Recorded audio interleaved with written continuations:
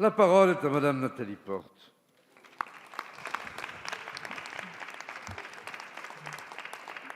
Merci, Monsieur le Président. Monsieur le Premier ministre, depuis 2 ans, la crise sanitaire a révélé l'appauvrissement de l'hôpital public. Manque de personnel, manque de moyens matériels. Au printemps 2020, alors que les Français applaudissaient les soignants, votre prédécesseur prenait l'engagement de tout mettre en œuvre pour redresser la situation. 2 ans après, le bilan s'est encore aggravé. Par les mesures qu'il a prises, le ministre de la Santé a complètement désorganisé notre système hospitalier. Le plan blanc, qui sert normalement lors de grandes catastrophes ponctuelles, devient le mode de fonctionnement structurel. Les conséquences qu'il impose aux soignants leur sont insupportables. L'exclusion de l'hôpital des soignants non vaccinés vient encore aggraver une situation déjà calamiteuse. Sur le terrain, le démantèlement de nos hôpitaux de proximité se poursuit. Dans ma circonscription, l'hôpital de Lisieux a perdu 25 lits, 10% de sa capacité, dans la fusion de 2 services. Les urgences hospitalières ont été fermées la nuit 3 semaines au cœur de l'été, du jamais vu.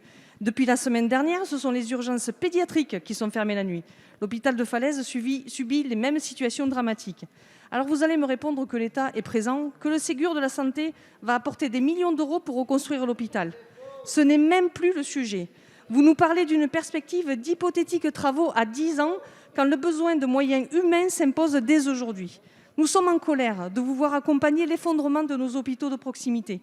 Allez-vous, Monsieur le ministre, d'ici au mois d'avril, reconnaître l'échec de votre gouvernement dans ce domaine fondamental ? Très bien.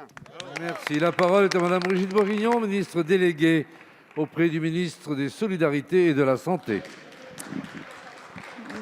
Merci, Monsieur le Président. Madame la députée Nathalie Porte, dois-je vous rappeler les années précédentes? Dois-je vous rappeler l'Ondam? Dois-je vous rappeler toutes les conditions dans lesquelles nous nous trouvons aujourd'hui, l'hôpital public? Nous sommes en train d'essayer de sauver l'hôpital public que vous avez mis en difficulté. Les personnels de l'hôpital... Puis-je vous répondre?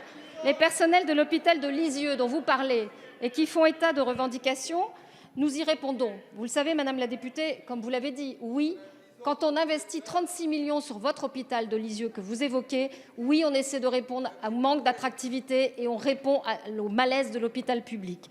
Lorsque votre région de Normandie va recevoir 77 millions dans le Calvados qui vont être mobilisés pour rénover les infrastructures de soins, cet investissement s'opère dans un contexte d'augmentation de l'absentéisme. Vous avez raison, et vous savez pourquoi aussi. Nous sommes victimes d'une pandémie, il y a une tension RH dans tous les hôpitaux, et entre l'impact de l'épidémie d'une part, les départs de soignants, la transformation de pratiques d'autre part.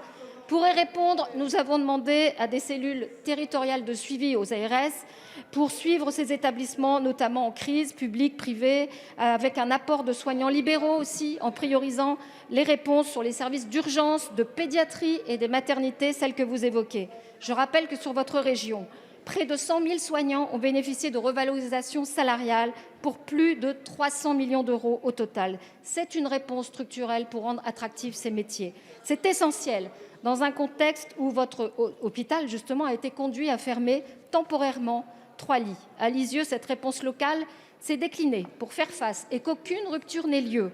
Un transfert préventif a été effectué pour répondre aux cas difficiles et une orientation est effectuée par le 15. Le centre hospitalier conserve ses lits de néonatologie, de maternité qui fonctionnent normalement.